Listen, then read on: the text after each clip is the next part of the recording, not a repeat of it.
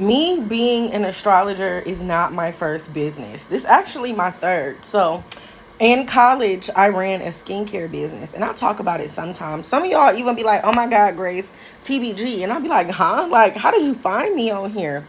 But I was an entrepreneurship major in college. So for my entrepreneurship degree, I had to start and run a business to graduate. So I started my business in 2019. And the way my mind worked is crazy as fuck. When it came time to pick our businesses, in my head, I was thinking, what's something I could sell to everybody? Like, what is a product I could literally sell to anybody and everybody?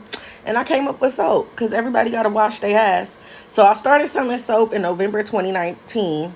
You already know what happened. Like 2-3 months later, the pandemic. So my business blew the fuck up. I sold $250,000 worth of skincare by the time I was 23 years old. Like, I started my business at 21.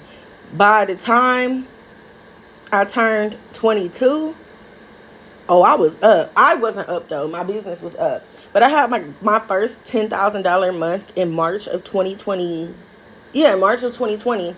And again, that makes sense because of COVID. But I just be like, damn, like, I do miss formulating. I really miss formulating, but I don't miss running this business. And I be thinking, like, I would formulate again just for myself.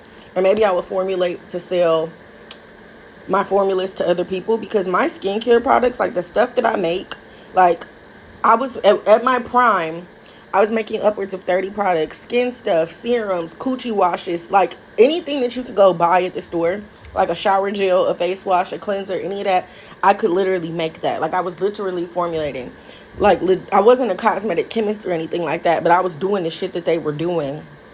And it just became too much, so I shut that shit down. But it's always nice to see old stuff. And even this was my very first logo. I changed my logo. I rebranded a couple times. This was my very first logo. So this specifically was probably made in like 2019, 2020. I told her, girl, throw that shit away. Throw it away. People still be using this stuff like they still have it. And I'll be having to tell people, like, bruh, I made this stuff with legit ingredients, fresh butters, fresh oils. 4 or 5 years later, that shit is expired. Stop using it. But they don't care. They don't care. They love TBG. They want their TBG back. Good times.